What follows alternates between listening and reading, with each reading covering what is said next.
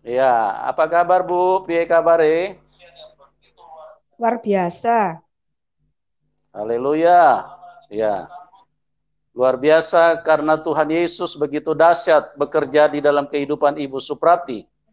Oke, Ibu, pada malam hari ini kami atas nama teman-teman yang sudah hadir di dalam link ini menyampaikan terima kasih atas kemurahan hati Ibu yang mau berbagi dengan kami semua karena perjalanan Ibu secara supranatural itu adalah sesuatu yang sangat memberkati, baik buat umat Kristen maupun juga orang-orang yang belum mengenal Tuhan. Karena itu adalah karya Adi Kodrati yang terjadi bukan secara manusiawi, bukan secara normal, tetapi Tuhan Yesus yang bekerja dengan kuasa Roh Kudusnya. Oke Ibu, pada malam hari ini Ibu bisa saksikan kepada kami semua, mulai dari latar belakang Ibu dari masih kecil, bagaimana Tuhan menghampiri Ibu dengan kuasa Roh Kudusnya.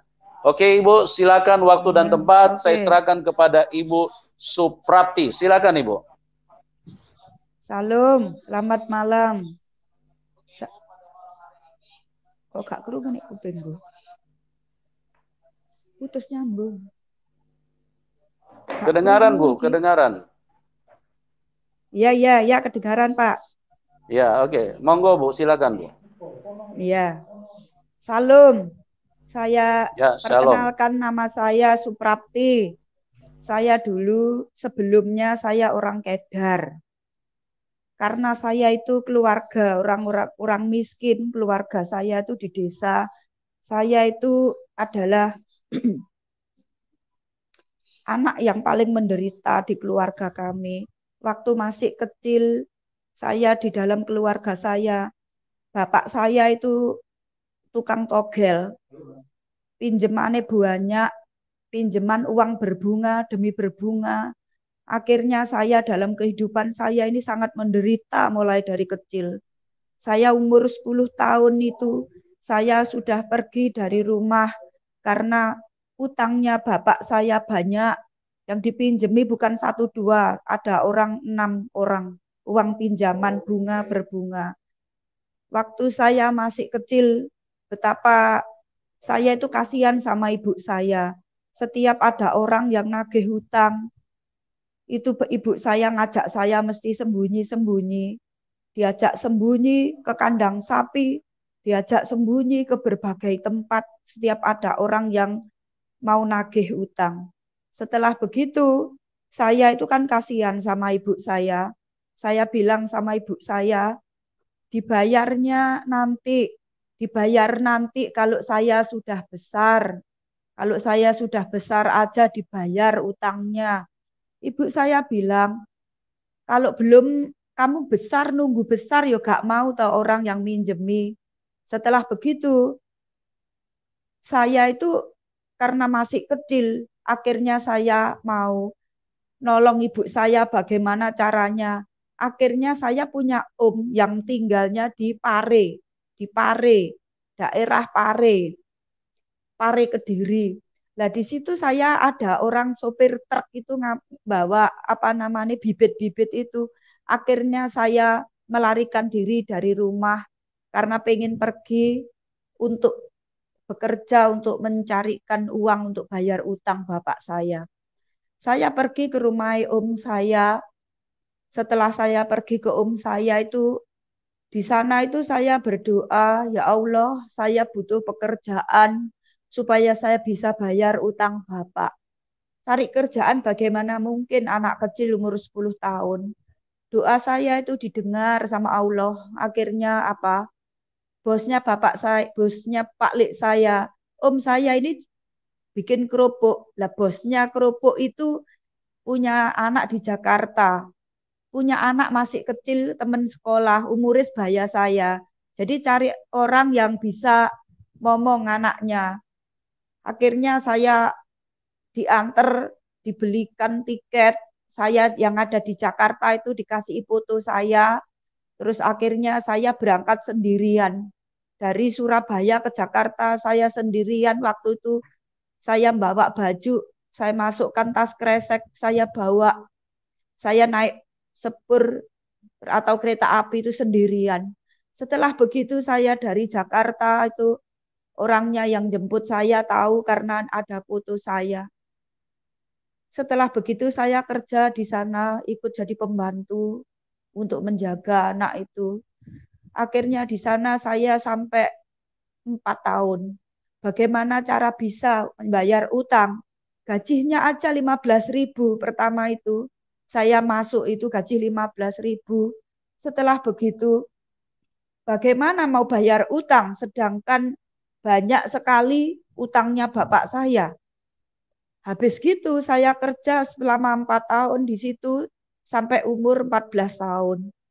Ya utangnya, uangnya ya enggak bisa dipakai bayar. Setiap dapat uang cuma dapat untuk bunganya, bunganya, bunganya. Itu pun enggak bisa habis karena saking banyaknya. Uang pinjemannya itu satu orang itu ada 4 juta, ada yang 3 juta. Waktu bayangkan kalau kerjanya gajiannya 15.000, bagaimana mau bayar utang? Setelah gitu saya ikut lagi, saya keluar dari Jakarta, saya kerja di Surabaya. Di Surabaya itu keliling, banyak bos yang saya ikuti dan saya berpikir bagaimana utang bisa lunas. Tidak bisa lunas utang itu karena terlalu banyaknya utang bapak saya. Akhirnya di situ saya merasa apakah saya nanti bisa hidup, apakah saya bisa besar nanti. Akhirnya ikut orang keliling berbagai tempat sampai 4 tahun kerja ikut orang lagi, pindah-pindah. Setelah begitu selesai, utang juga belum kunjung tiba selesai. Nggak bisa, cuman bunganya saja. Lah itu yang paling besar itu belum nggak bisa, baboknya itu aja nggak bisa membayar. Cuma bunganya. Saya bilang, aduh kalau caranya kayak gini mungkin saya nanti nggak bisa hidup ini. Terus banyak bos yang saya ikuti itu banyak, tapi cuma sebentar. Karena apa? Karena mikir terus, mikir dan mikir karena apa? Bagaimana bayar utang nggak bisa. Terus waktu ketika saya sudah selesai ikut banyak orang sampai mencapai umur 30 tahun. 30 tahun saya bekerja itu pun belum kelong sama sekali. Utangnya itu belum kelong sama sekali. Bunganya masih bunga dan bunga. Selesai begitu saya kerja yang akhirnya saya dapat kerjaan suster. Suster itu jaga orang tua, kerja jaga orang tua. Di situ saya bekerja 1 tahun setengah. Di situ saya karena yang dijaga orang tua. Lah orang tua itu pakai gigi palsu. Gigi palsunya itu setiap makan, habis makan dilepas. Habis gitu disikati lagi, lek mau makan dipasang lagi. Lah dari situlah saya mulai mengalami keadaan yang namanya sakit itu. Karena bagaimana tidak sakit? Saya tuh tidak bisa minum, tidak bisa makan apa-apa. Karena apa? Lihat gelas itu ada, semua gelas itu ada giginya. Sehingga saya tidak bisa minum air putih. Lihat gigi terus. Bahkan lihat nasi aja seperti kayak gigi. Sehingga saya tidak bisa makan, tidak bisa minum. Ternyata air putih itu berbahaya. Orang kalau kurang air putih itu berbahaya. Saya bekerja di situ, saya tidak bisa minum air putih. Akhirnya saya minum aja tidak bisa pakai gelas. Nggak bisa pakai gelas. Gara-gara semuanya itu ada giginya. Sehingga itu yang membuat saya sakit. Akhirnya di situ terus saya bekerja berbulan demi bulan, saya melayani. Lah, uang itu terus pulang, uangnya dikirimkan pulang karena ada tetangga yang kerja di Surabaya. Akhirnya dititipkan, uangnya terus pulang. Sehingga saya bertanya sampai kapan ini nggak selesai-selesai. Nah, gajinya di situ lebih rodok agak banyak karena suster. Tapi walaupun banyak tetap aja bunganya yang tetap kebayar. Di situ saya mengalami yang namanya ginjal saya itu mulai sakit karena saya tidak pernah minum air putih. Saya tidak pernah makan nasi, jarang sekali makannya itu tajin. Karena apa? Saya sampai perut saya bengkak. Semuanya bengkak gara-gara nggak pernah minum air putih. Nggak pernah. Di situ saya minumnya teh terus sampai berbulan-bulan, sampai hampir 7 bulanan. Akhirnya disitulah itu awal saya terus sakit ginjal. Tahu-tahu badan saya sudah bengkak semua. Badan saya bengkak semua. Di situ setelah saya mengalami seperti keadaan yang tidak baik karena bengkak. Baju saya itu sampai beleknya saya bukai semua. Setelah belek-belek itu dibuka semua sehingga kami pakai daster. Pakai daster. Semakin hari semakin bengkak, semakin hari semakin bengkak. Bekerja bertahun-tahun hampir setelah saya bekerja nutut waktunya sampai saya bekerja 1,5 tahun. Selesai begitu, itu sakit saya mulai parah. Tapi bos enggak tahu saya sakit. Karena saya enggak pernah ngeluh. Saya enggak pernah ngeluh. Dalam kehidupan saya enggak pernah ngeluh. Saya orang bertanggung jawab. Bos perlu saya perlu bos. Sehingga di situ saya terus bekerja dan bekerja. Sampai pada akhirnya saya sudah parah sekali. Dan bos saya yang saya jaga itu, dia juga bilang, anaknya itu kan setiap 1,5 tahun itu anaknya dioper pindah ke anak yang lain, anak yang lain. Jadi saya jaga 1,5 tahun, selesai di situ saya benar-benar sudah sakit ini sudah betul-betul sakit, sudah nggak ada bisa dirasa karena sudah bengkak semua. Nah yang terakhir, hari terakhir, mama sebelum meninggalnya itu dia bilang, kamu suster paling baik. Sak dunia kamu suster paling baik. Nanti kamu sama Tuhanku diselamatkan. Saya bilang, saya orang beriman. Saya sendiri, saya sudah selamat. Yang penting, saya sekarang ini mama harus minum susu. Setelah begitu, mama itu sore-sore minum susu. Terus dia bilang, itu loh, aku mau pulang, dijemput kereta sama opa. Nah, saya kan enggak tahu kalau orang Kristen itu bukan meninggal. Orang Kristen kan bukan meninggal. Pulang itu ternyata pulang ke surga. Saya enggak tahu itu. Jadi ya sudah pulang ya pulang. Saya pikir mau ganti ke anak yang lain. Setelah gitu saya mau pulang. Ya sudah minum susu dulu. Setelah minum susu, mama itu langsung langsung enggak iso nelen, langsung meninggal di dada saya. Setelah begitu langsung heboh. Semuanya dihubungi semuanya. Terus anak-anaknya ngumpul. Akhirnya mama jenazahnya dibawa ke Gedung Doro, ke rumah anaknya yang satunya. Setelah begitu selesai, dibawa ke sana. Saya langsung pingsan terkapar karena saya sendiri juga sudah bengkak. Perut saya sudah bengkak semua. Akhirnya mbaknya yang jaga saya, mbaknya pembantu di rumah, itu langsung bilang, pembantu yang di rumah langsung bilang, ngebel, akhirnya ibunya balik lagi ke rumah, bawa saya ke dokter. Di dalam sana saya dibawa masuk dokter itu saya dalam keadaan posisi pingsan. Setelah dari dokter ditanyai, ini apanya? Saya ini asisten, kok bisa sampai seperti itu, Bu? Wah, nggak tahu. Terus habis gitu dokternya bilang, kalau ginjalnya sudah dua-dua ini sudah rusak, dua-duanya harus diambil. Ketika dokternya bilang ginjalnya dua-dua diambil, saya baru sadar. Langsung mata saya terbuka, saya sadar. Langsung saya tanya, kalau ginjal saya dua-dua diambil, apa saya bisa sembuh?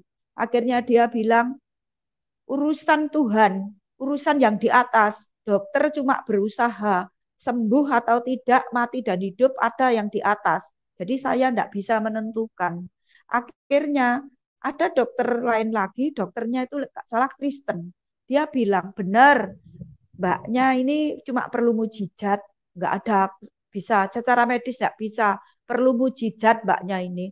Akhirnya saya bilang sama bos, kalau perlu mujizat, saya pulang. Saya orang beriman, saya tak mencari sendiri kalau perlu mujizat. Dan bos saya tak bilang, kalau nanti saya meninggal, mayat saya langsung diantar ke desa. Saya tidak perlu operasi. Hari Jumat sore itu saya ke dokter pulang. Setelah gitu saya nggak mau sama dokter mau disuntik untuk mengurangi sakit. Saya nggak mau. Akhirnya sudah pulang saya mengambil keputusan. Saya untuk sholat tahajud. Saya berkeputusan untuk mencari mujizat sendiri. Hari Jumat malam saya sembahyang, enggak ada apa-apa. Hari Sabtunya itu saya sholat pas malamnya betul-betul sudah betul-betul sembahyang sambil teriak-teriak hari Sabtu itu. Karena apa? Besoknya hari Minggu itu prediksi dokter saya sudah nggak ada, sudah meninggal. Setelah begitu, akhirnya saya mengambil keputusan, saya sholat tahajud, saya teriak-teriak. Betapa kagetnya saya waktu saya lagi wiritan.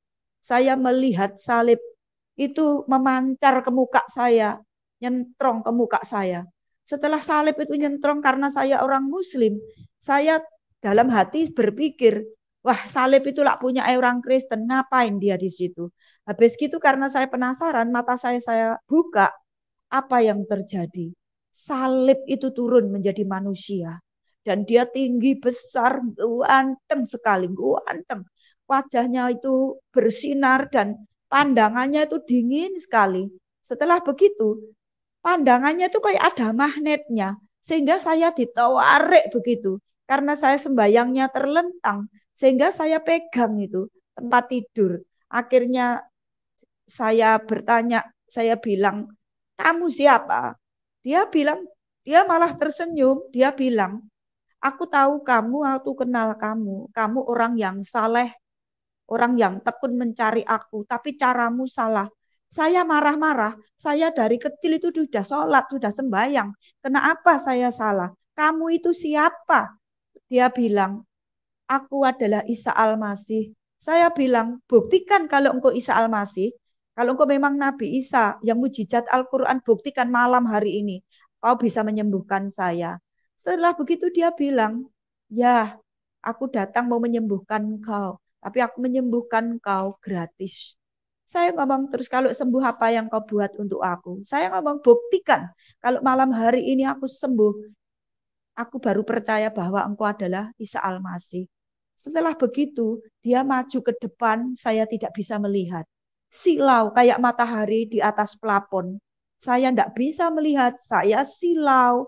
Akhirnya saya berkata cepat, buktikan itu. Dia menjamah saya tidak pakai tangan, tapi pakai api. Ada bulatan api itu langsung berputar itu nabrak muka saya. Masuk bagian yang sakit, muter-muter masuk bagian yang sakit. Tapi di dalam tubuh saya nggak sakit, rasa enak dan hangat.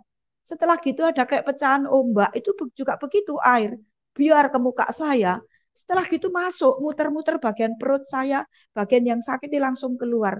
Apa yang terjadi? Setelah saya dua-dua api dan air keluar dari tubuh saya itu kayak ngawang. Saya kayak terbang ngawang begitu. Terus saya bilang dalam hati saya, loh saya kok bisa terbang, badan saya kok jadi enak, penyakitnya di mana? Setelah saya lagi batin, dia bilang begini, malam hari ini kamu sembuh total, kamu besok pergi ke rumahku. Betapa kagetnya. Saya tarik-tarikan antara hati dan pikiran. Saya bilang, kalau besok itu kan hari Minggu, yang punya hari Minggu itu orang Kristen. Bagaimana mungkin saya mau pergi ke gereja? Ketika saya batin seperti itu dalam pikiran dan hati, dia langsung bilang begini, malam hari ini, kamu besok pergi ke rumahku. Malam hari ini, kamu sembuh total. Malam hari ini kamu sembuh total. Karena itu kamu besok pergi ke rumahku gitu. Selesai begitu dia pergi balik seperti salib pertama, dia datang ke salib pertama itu, tembok itu. Langsung saya turun karena tidak sakit, saya turun. Saya sujud di bawahnya bekasnya salib itu. Tuhan Yesus, saya orang Kristen, terima kasih. Tuhan Yesus orang Kristen, terima kasih. Terima kasih Isa Al-Masih, Engkau telah menyembuhkan saya. Mulai hari ini, Engkau Tuhanku. Dan aku percaya kepadamu. Selesai begitu, salibnya hilang, saya masuk ke kamar mandi. Itu operasi besar-besaran. Waktu itu saya kencing. Ada di kamar mandi. Operasi sangat besar-besaran. Setelah selesai operasi, itu kencing-kencing. Itu keluar kayak darah warna biru-biru hitam. Merah kayak bernanah, rasanya baunya setengah mati. Setelah gitu, yang terakhir saya dengar suara batu, kletek kletek kletek kletek kletek. Apa ya ini ya kok suara batu? Saya tak tangkep. Ternyata batu ginjal itu bagus loh. Batu ginjal itu tajam-tajam, runcing-runcing, seperti batu karang, pecahan batu karang. Tapi kayak ada serbuk berlian, kemepiur gitu, bagus sekali, bagus sekali. Terus saya bilang, loh ini penyakit kok bagus. Bagus tapi penyakit. Buat saya sakit. Akhirnya di situ saya buang lagi. Walaupun bagus namanya penyakit, saya kembalikan ke kloset, saya buang. Setelah begitu apa yang terjadi? Perut saya kempes total itu. Perut saya kempes, semuanya kempes. Tapi tinggal mata, tangan, kaki yang bengkak belum kempes. Setelah itu saya tuh kelaparan setengah mati. Kelet antara usus dan tulang itu kelet. Saya kelaparan. Mbaknya yang jaga saya tak banguni. Mbak, bangun aku mau minta makan. Aku sudah ketemu Yesus orang Kristen. Nah, ketemu Nabi Isa. Nabi Isa itu Yesus. Saat ini aku sudah sembuh, maka itu aku minta makan. Mbaknya itu yang jaga ngamuk-ngamuk. Kamu gila ya, kamu gendeng ya.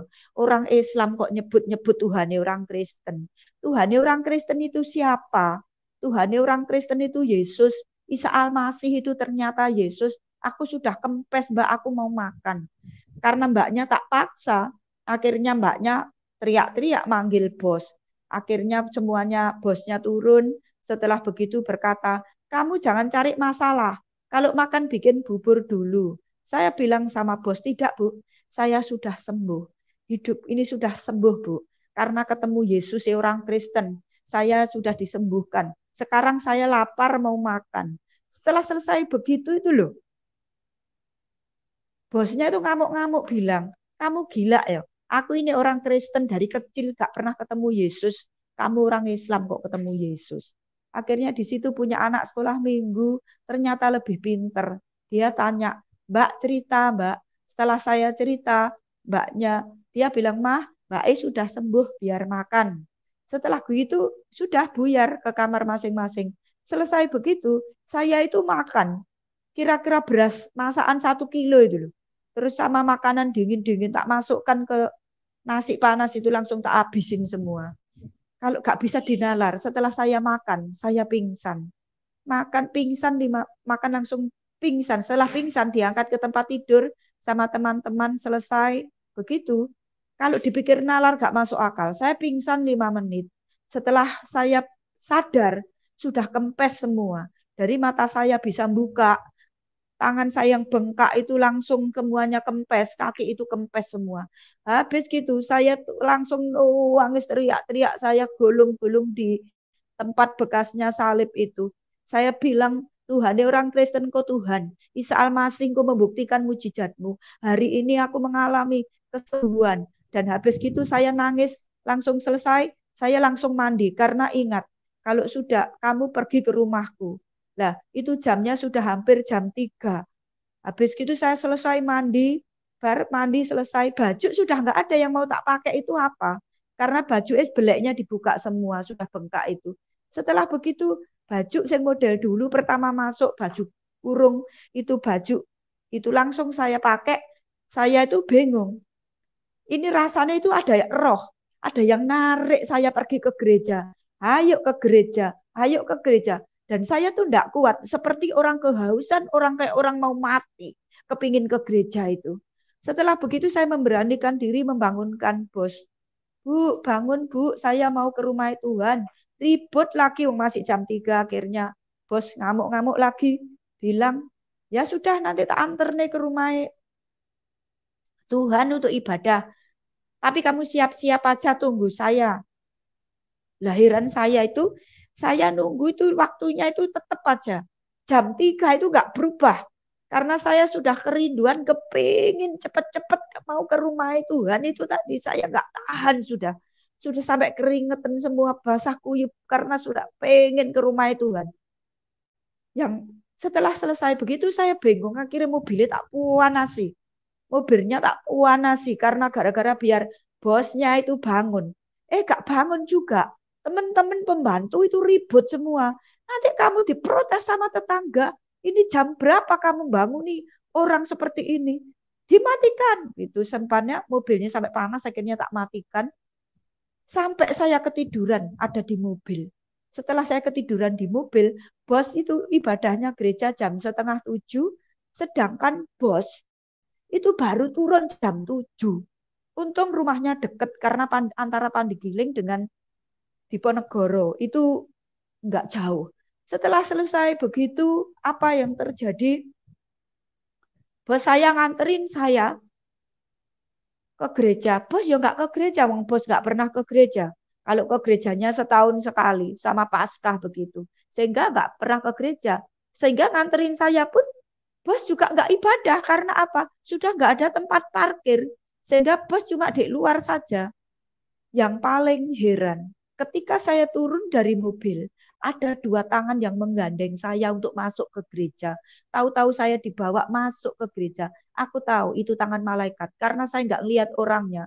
Cuma 2 tangan gandeng kiri kanan masuk. Setelah saya masuk, sudah penuh tidak ada bangku. Itu sudah firman Tuhan yang terakhir di atas mimbar pendetanya. Saya tidak melihat pendeta, tapi saya melihat Tuhan Yesus yang tadi malam ada di mimbar. Setelah begitu, pas khotbah Matius 28 ayat 11, firman Tuhan berkata, dan dia sambil mengadah tangannya, mengangkat tangan bilang, datanglah kepadaku semua yang letih lesu dan berbeban berat, aku akan memberi kelegaan kepadamu. Saya langsung jatuh dari bangku, karena bangku saya pas cuma satu di depan pendeta. Setelah itu saya jatuh, saya tersungkur di depan situ, saya ngomong, mulai hari ini Tuhanku Yesus, Isa Al-Masih adalah betul kau ada mulai hari ini. Dan Tuhanku adalah Yesus. Apapun yang terjadi, aku akan menentang dunia. Aku akan melawan siapapun, keluargaku sekalipun, yang menentang aku untuk menjadi pengikutnya Tuhan, maka aku tidak akan pernah mengikut. Dan aku akan terus tetap percaya mengikut Yesus. Setelah saya bangun, pendetanya turun, saya diucapin selamat ya gitu. Setelah begitu sembuh, saya bilang sama bos, bos, karena saya sudah sembuh, saya akan pulang ke desa. Karena waktu masih sakit, bosku itu orangnya baik. Setelah saya bilang begitu, bos bilang begini, nggak apa-apa, sudah sembuh, boleh pulang.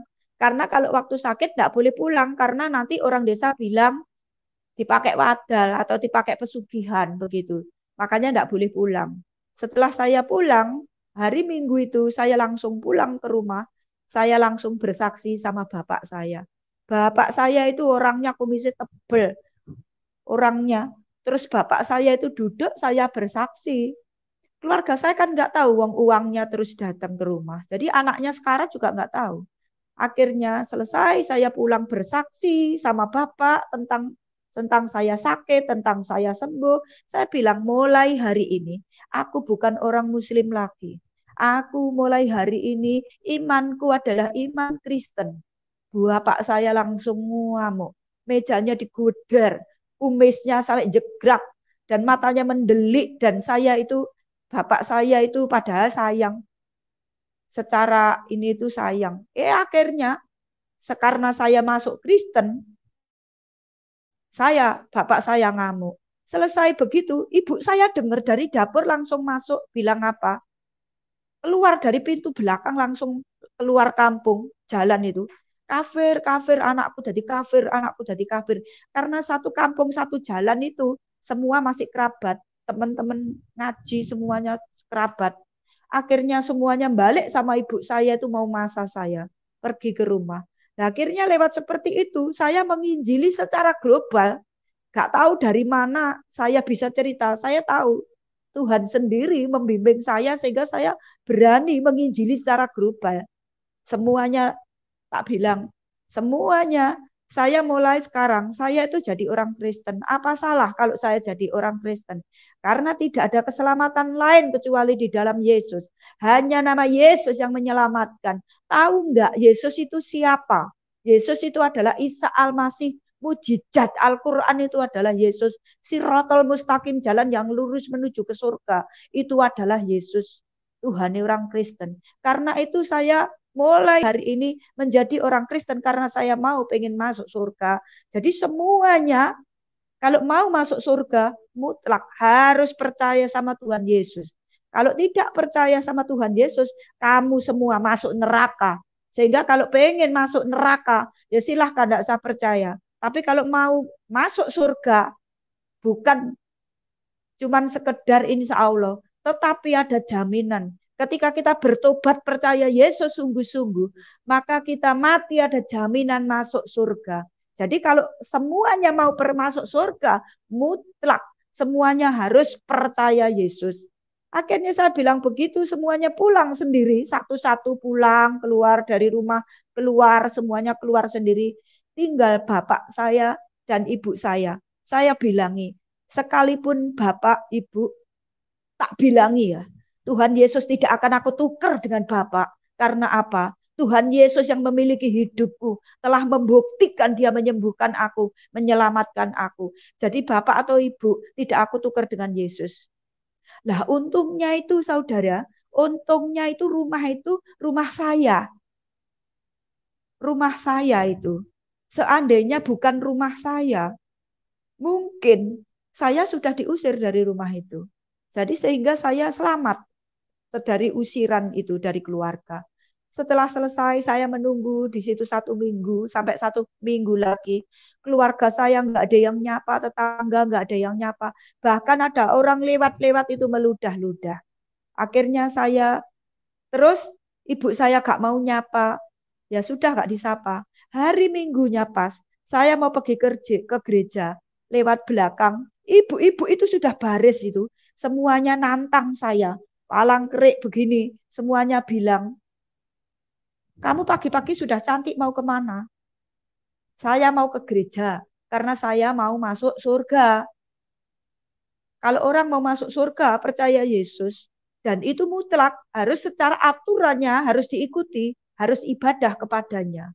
Makanya saya mau masuk surga. Kamu semua apa kalau pengen masuk surga, kamu harus percaya sama Yesus. Apa salah kalau saya mau masuk surga? Tidak salah.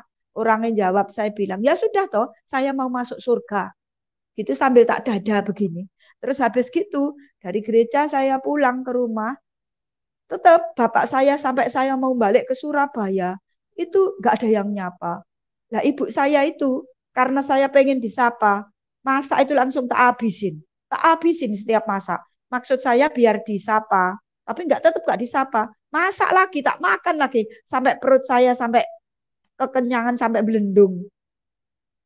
Selesai begitu, saya balik. Sebelum balik saya sembahyang. Tuhan orang Kristen, aku mau balik ke Surabaya. Aku mau cari kerjaan. Aku mau cari kerjaan yang bisa membayar hutang, yang bisa melunaskan hutangnya Bapak. Karena utangnya bukan 1 juta, 2 juta. Di era tahun 90-an, 91 itu 45.000, 20. Saya itu masuk, saya bilang, Tuhan, lah utangnya bapak saya ada 6 orangan gitu. Yang satu ada 4 juta, ada 3,5 juta, ada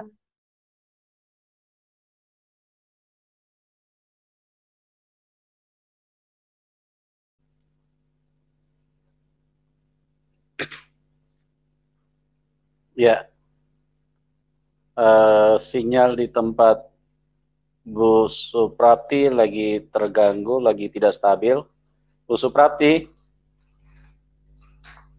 ya, Bu Suprati, sabar ya teman-teman ya. Ini sinyal lagi terganggu.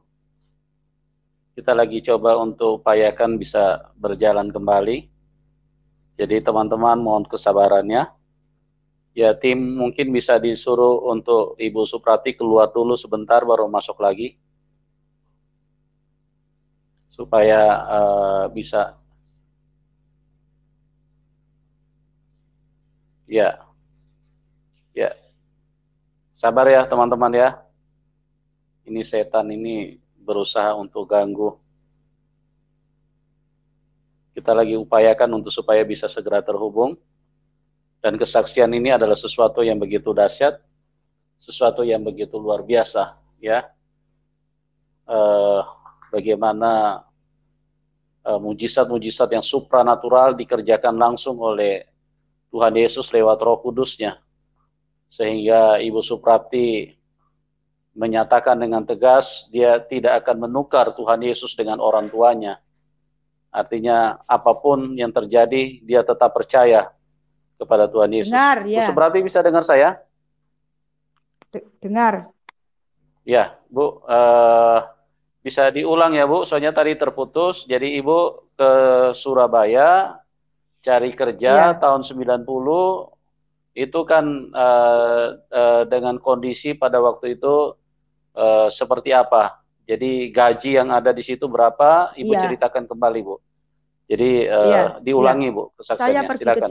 ke Surabaya cari pekerjaan. Akhirnya saya dapat kerja orang bule, saya menerima pekerja di situ. Saya gajiannya waktu tahun itu 90-an, 91, antara itu. Itu gajian saya sudah 250. Padahal kalau pembantu sekitarnya itu masih 30-an gajinya. 30, 35 begitu. Saya sudah dapat gajian. Ya, Bu Suprapti. Ya, Bu Suprapti, ya, Ibu tolong ulangi supaya teman-teman yang ada bisa mengerti. Ibu mau ke Surabaya itu kan berdoa dulu kepada iya, Tuhan Yesus kan, Tuhannya iya, orang Kristen. Saya mau kerja dan saya minta dikasih gaji, minta iya. gaji yang besar. Ibu tolong ceritakan secara lengkap supaya teman-teman bisa diberkati semua dengan apa yang terjadi Iya, dengan hidup Ibu. Itu iya, saya silakan Bu ulangi. diulangi. Saya gaji waktu itu saya kerja ikut orang bule, gajiannya dapat 250.000. Sementara masih kerja di orang lain, pembantu lain cuma 30, 35. Saya sudah dapat gaji 30, 250. Nah, kerja di situ 250 saya gajian itu Bu, Bu Suprapti, halo? sorry Bu, saya potong. Ya, Bukan itu maksud saya, Bu. Maksud saya, Ibu kan tadi diulangi dulu, Bu. Ayah punya hutang itu kan ada yang 3,5 juta, ada yang 4 iya, juta, dan iya, ada 6 orang. Jadi Ibu iya, berdoa dulu kan. Ibu ceritakan ulang Bu dari situ bahwa bagaimana Ibu berdialog dengan Tuhan. Ibu berdoa dengan Tuhan sehingga Tuhan buka jalan sampai Ibu bisa oh ketemu ya, dengan orang bule saya pada dari waktu itu. rumah saya memang berdoa. Saya minta Ya. Tuhan orang Kristen, saya mau minta, saya mau kerja balik ke Surabaya, tapi saya mau kerja untuk orang bule yang gajiannya besar supaya saya bisa bayar utang. Setelah begitu, saya pergi ke Surabaya, ada teman yang kerja di orang bule. Ada bosnya datang. Teman saya tuh kok heran saya tuh tahu. Kamu mau kerja ikut orang bule ya? Iya. Setelah begitu, ada bos baru datang dari Jerman. Tapi nggak bisa bahasa Indonesia loh. Bahasanya Inggris sama bahasa Indonesia. Saya ngomong, wah nggak apa-apa. Sekarang saya kan punya Tuhan Yesus. Tuhanmu itu saya ambil. Sekarang saya jadi orang Kristen. Sekarang saya nggak takut jadi masalah bahasa. Setelah itu ya sudah diketemukan dengan bos bule orang Jerman itu. Setelah saya diketemukan dengan orang Jerman, dia tanya, bos itu tanya, mau gaji berapa? Saya bilang, ya sudah, bos puas baru gaji saya. Jadi saya tidak menentukan gajian. Selesai saya tidak menentukan gajian, akhirnya saya bekerjalah di situ. Dan di situ saya digaji 250.000 waktu itu gajian saya. Tapi di situ gajian saya itu lebih gak seberapa dibanding apa namanya persen. Karena banyak orang-orang Jerman yang datang, teman-temannya bos, itu datang itu semuanya ngasih saya itu kayak persenan begitu, uang tip gitu. Yang datang orang Jerman tuh ada 6, ada 5. Itu jadi gajian saya sama tipnya itu banyak tipnya. Sehingga satu bulan itu saya dapat uang hampir 3 jutaan lebih. Karena apa? Bos bule itu kalau dilayani baik, itu uang itu kayak hujan waktu itu. Waktu itu kayak hujan uang rasanya. Karena apa? Bos ini kasih, bos ini kasih, bos ini kasih. Dan saya itu orangnya suka, apa ya namanya, orang belum meminta dilayani, belum minta apa, sudah saya lakukan gitu loh. Sehingga setelah sepatunya saya semir, itu langsung dikasih uang berangkat. Pulangnya itu apa aja dikasihkan saya. Sehingga di situ saya itu betul-betul ngalami berkat Tuhan. Nah orang bule ini punya emas. Kerjaannya di emas. Jadi emas batangan itu banyak di rumah itu. banyak emas batangan, banyak berbagai-bagai emas, ada berlian, ada itu banyak sekali satu kamar itu di situ. Akhirnya di situ saya dikasih kepercayaan, makanya gajian saya banyak, gaji segitu. Saya di situ sebagai koki, bayangkan saya itu nggak iso bahasa Inggris, bos nggak iso ngomong bahasa Indonesia, tapi saya bisa bicara sama bos, bisa bahasa Inggris ngomong-ngomongan sama bos itu. Tapi heran setelah gitu nggak bisa. Tapi kalau pas ketemu bos itu bisa bahasa Inggris, sehingga saya bisa masak, bisa saya koki, bisa melayani dia. Bahkan saya sama Tuhan terus. Apa-apa saya tanya, apa-apa saya tanya. Seolah-olah Tuhan itu di sebelah saya. Sehingga saya bisa menciptakan resep-resep. Setiap mau masak saya tanya, Tuhan masak apa ini Tuhan? Bosnya bisa mau makan apa ini? Bosnya baru bisa makanan Indonesia. Sedangkan saya masakan Indonesia aja tidak begitu bisa. Akhirnya Tuhan menuntun saya, dituntun sampai sedemikian rupa sehingga saya bisa masak, bisa melayani, bisa memuaskan bos, bisa memuaskan tamu-tamu mereka. Makanya di situ mereka sama saya enggak sayang sama uang. Mereka langsung ngasih uang banyak. Sehingga satu bulan gajinya 250. Sehingga di situ sama sangu-sangu sama tip-tip uang tip-tip itu aja ada 3 juta lebih. Sehingga saya setiap bulan itu pulang ke rumah. Setiap satu bulan saya pulang ke rumah sehingga bisa bayar utang satu persatu itu saya bayar utangnya.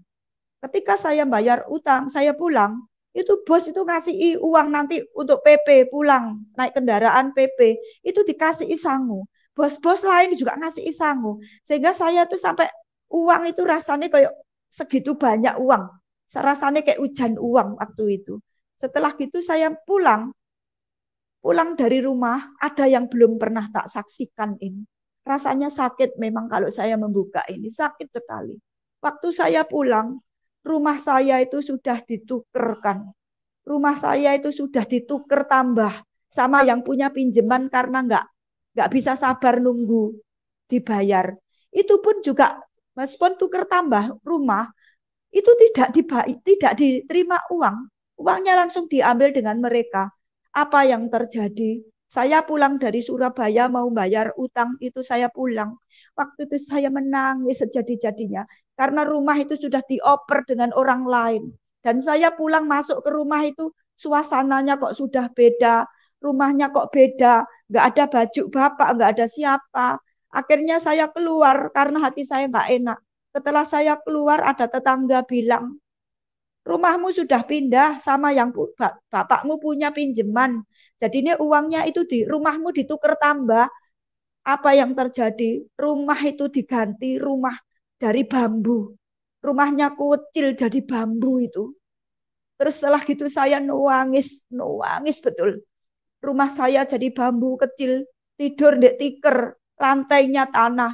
Habis setelah begitu selesai, saya bilang, saya sampai nangis, jangan ada di seluruh bumi ini ada bapak seperti bapak saya. Jangan ada di seluruh dunia ini ada anak kecil yang seperti saya alami. Saya menangis begitu. Terus pagi-pagi uang itu masih saya pegang.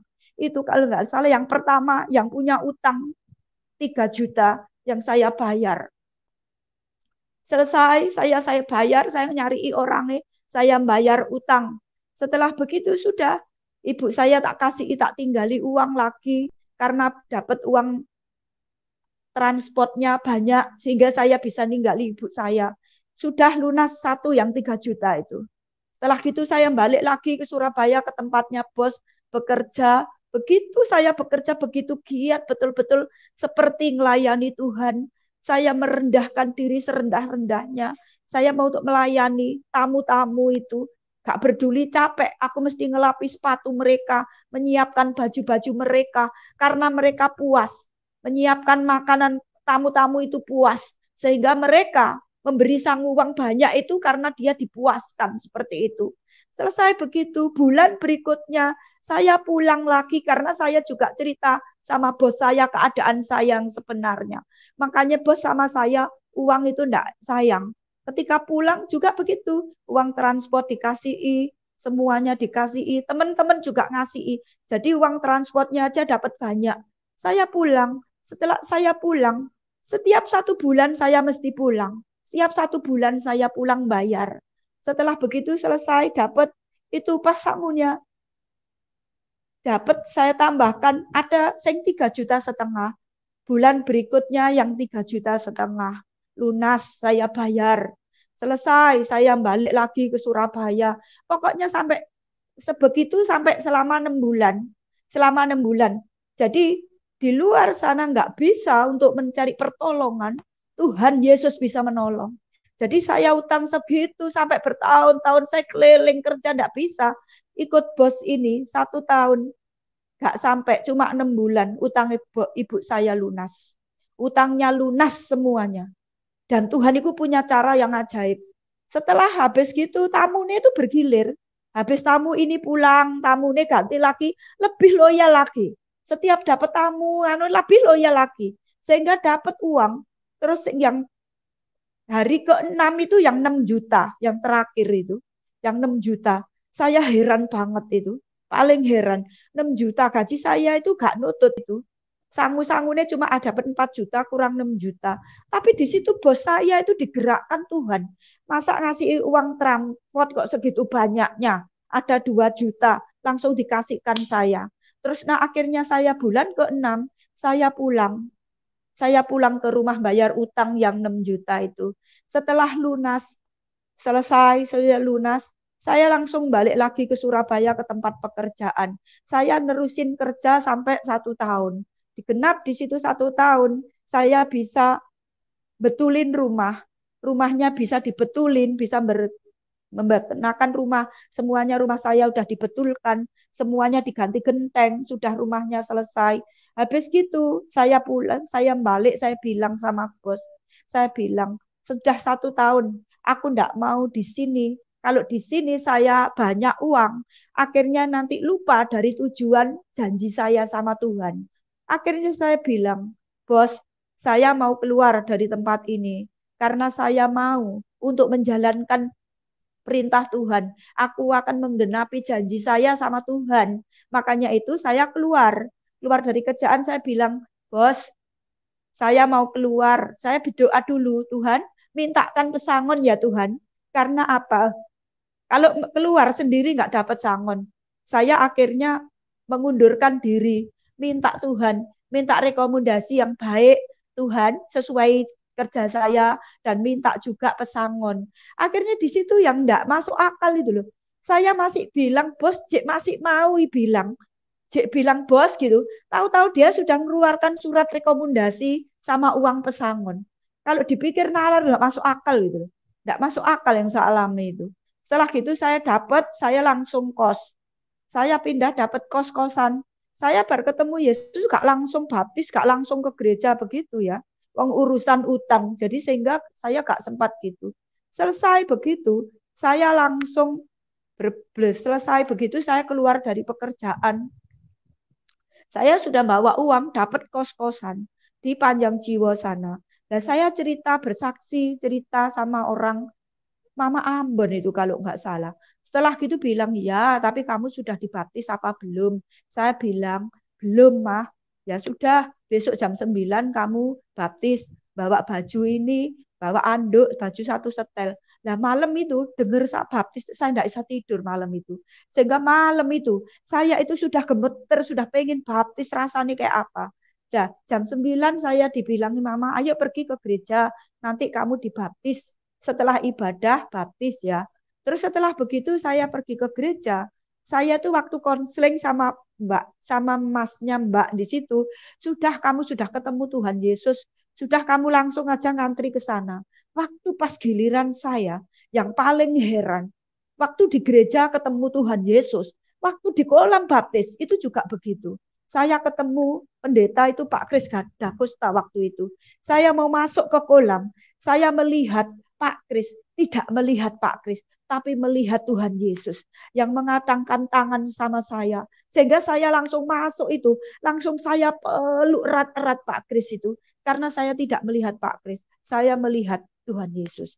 Selesai saya dibaptis, turun, waktu mau keluar, saya tidak berani membuka mata, karena dia matanya, saya tuh kayak digendong, dipeluk kayak bayi begitu. Sehingga mata saya terus tertutup, saya tidak mau. Sampai mama baptis saya bilang, bukaan matamu, enggak mah, nanti Tuhan Yesusnya hilang. Aku enggak mau buka mata. Jadi saya sampai tertutup, dibawa ke kamar mandi, sampai ganti baju, sampai pulang naik becak ke kos-kosan. Itu mata saya sampai tertutup, masih tertutup. Setelah dari rumah, pintu saya dibuka, terus saya kunci dari dalam, saya masih tiduran. Saya tiduran, bukan tidur. Habis gitu ada tangan besar, tahu-tahu saya diangkat ke atas. Saya diangkat ke atas, langsung saya kaget. Saya di atas, saya tahu, oh saya ada di atas. Saya ngelihat bawah loh, saya tapi sedang tidur. Ternyata yang diangkat itu rohnya. Saya di atas, rohnya, jiwa saya, tubuh saya tidur. Setelah gitu apa yang terjadi saudara? Neraka itu benar-benar ada. Setelah itu saya dibawa masuk. Jalan itu yang lebar, jalan lebar. Masuk tahu-tahu lorong yang paling bawah. Baunya itu setengah mati kayak bangkai. Bau belirang. Bangkainya itu baunya setengah mati. Dan udaranya panas dan pengap. Saya dibawa masuk lagi. Akhirnya saya melihat lautan api yang menyala-nyala. Ada seorang wanita. Itu mulutnya, tubuhnya, semuanya ada ulat yang berjalan-jalan. Ulatnya itu dari atas sampai ke bawah, mulut semuanya jalan terus. Yang paling heran, dijilati sama api. Api itu jilat-jilat sama orang wanita itu. Tapi tidak mau jatuh ularnya. Ulat itu tetap aja melekat di situ. Sambil tolong, tolong seperti karet. Orang itu seperti karet. Ulatnya berjalan terus. Terus saya bilang, Tuhan tolongin itu loh Tuhan, kasihan. Tolong Tuhan, tolong. Tuhan ngomong apa? Waktu itu saya sudah mengentarkan dia dengan hamba Tuhan. Lihat, ini loh orangnya. Hamba Tuhan ini sudah saya ketemukan dengan dia, tapi dia menolak aku. Terus saya bilang, aku ini loh sakit disembuhkan. Sembuh mbok bawa ke sini. Maumu apa? Supaya kamu bisa bersaksi kepada saudaramu seiman. Supaya mereka sungguh-sungguh, karena neraka adalah milikku, surga adalah milikku. Barang siapa percaya kepadaku tidak sampai ke tempat ini. Dan saya tugas apa? Supaya kamu memberitakan semua orang, supaya jangan sampai mereka masuk ke tempat ini. Setelah begitu saya bilang, Tuhan, ya sudah, jadilah guru buat aku, supaya kau menjadi guruku yang mengajar aku, supaya aku bisa berjalan dengan kehendakmu. Selesai begitu saya dibawa keluar, dibawa ke surga. Panjang sekali liwat itu salju-salju, wow sekali jaraknya antara surga dan neraka. Selesai begitu saya diturunkan ke jalan yang kecil, lorong kecil. Turun, saya bilang enggak bisa masuk Tuhan. Ayo masuk, enggak bisa Tuhan. Kaki saya aja enggak bisa masuk. Bagaimana tubuh? Akhirnya kepala saya dimasukkan, didelepne ke tempat lubang itu. Setelah saya dimasukkan ke lubang itu, Tuhan bilang, kalau orang yang percaya kepadaku, menjadi orang Kristen dan percaya kepadaku, dia harus percaya kepadaku 100%. Hidupnya harus dipimpin oleh roh. Kalau roh itu kan kayak hembusan angin, sehingga walaupun sekecil apapun bisa masuk. Sehingga setelah saya masuk, saya dibawa masuk ke taman itu, taman yang sangat indah. Jalan yang berair kecil itu sejuknya setengah mati, jalannya bagus sekali. Sehingga di sana tidak ada bunga-bunga gugur, terindah semuanya. Setelah gitu betapa kaget saya. Tahu supaya kayak pergi ke bank itu kayak slide gitu membuka, kayak pintu terbuka lebar. Setelah begitu betapa saya kagetnya. Itu lantai itu emas murni. Waktu itu kaki saya serandal jepit saya lepas, dia bilang jalanlah. Terus seteringan aku jalan. Saya masuk ke situ, tahu enggak, pintu gerbangnya itu mutiara bagus-bagus. Ada cuma di pintu gerbang terbuka itu. Lah saya berkata masuk, yang saya cari pertama-tama ada kabel. Soalnya terang dan sejuk, terang, berlian, berbagai permata itu cuma nempel-nempel di tembok, itu semuanya indah, serba indah. Setelah begitu saya ngomong begini, Tuhan, aku tidak mau turun Tuhan, di dunia itu sengsara. Tuhan bilang apa? Di situ ada kitab besar, Tuhan bilang begini, kalau engkau taat dengan firman-Ku, melakukan kehendak-Ku, maka tempat ini disediakan bagimu anakku. Tetapi kalau engkau tidak taat dengan firman-Ku, tempat itu tadi, yaitu neraka, itu bagian saya.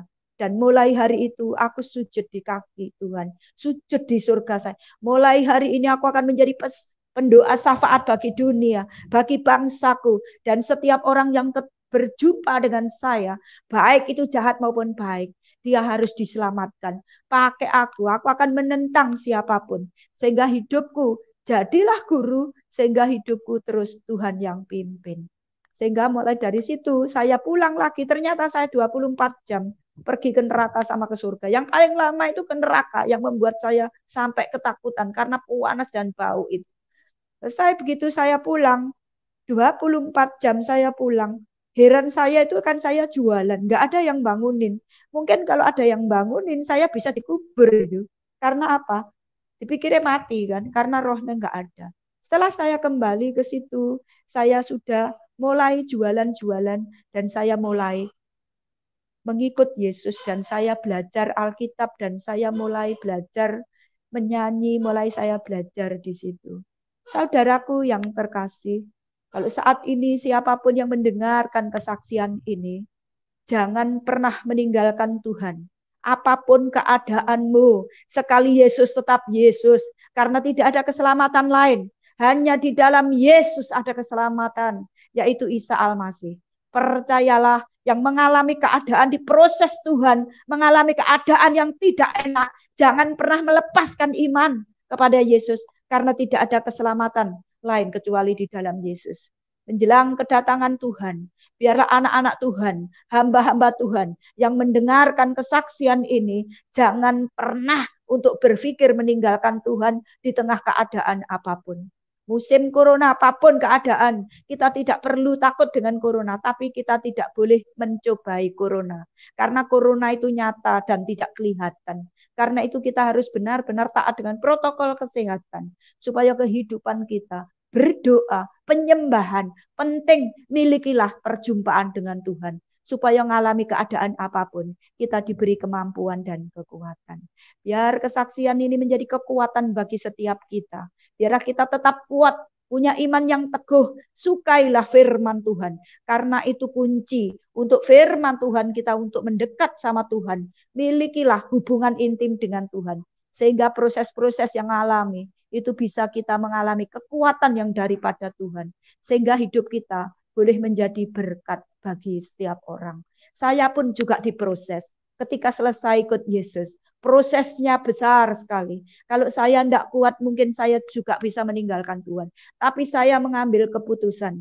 Kalau saya mengalami proses keadaan apapun, saya selalu bilang, Tuhan, kalau itu daripadamu, teruskan Tuhan, berikan aku kekuatan. Jadi mulai hari ini pun, jangan takut. Tuhan bertanggung jawab. Kita mati masuk surga, ada jaminan masuk surga. Dan di dunia ini pun, Tuhan bertanggung jawab untuk memelihara. Asalkan kita hidup di dalam ketaatan. Kesaksian ini biar menjadi berkat bagi setiap yang mendengarkan firman Tuhan. Salam, selesai saya kembalikan. Buka dengar. Ya, puji Tuhan. Luar biasa kesaksian Ibu Suprapti, Ibu Hana. Begitu besar kuasa Tuhan, begitu besar kasih-Nya yang ditunjukkan kepada Ibu Suprapti. Dan ini sangat memberkati kita semua, bagaimana Tuhan bukan hanya menyelamatkan, tapi juga menyelesaikan semua permasalahan, hutang-hutang yang dimiliki oleh orang tua, dan mujizat-mujizat terus ditunjukkan, bahkan sampai Tuhan juga menunjukkan neraka dan surga. Ya, ini adalah sebuah berkat yang begitu luar biasa bagi siapapun yang mendengarkan, bagi siapapun yang hadir pada kesempatan ini di link ini, karena dengan apa yang disampaikan ini menunjukkan kepada kita betapa surga itu adalah sesuatu yang nyata. Neraka pun itu adalah sesuatu yang nyata, ya. Dan surga itu hanya disediakan oleh Tuhan Yesus Kristus, karena Dialah yang punya surga, Dialah yang mencipta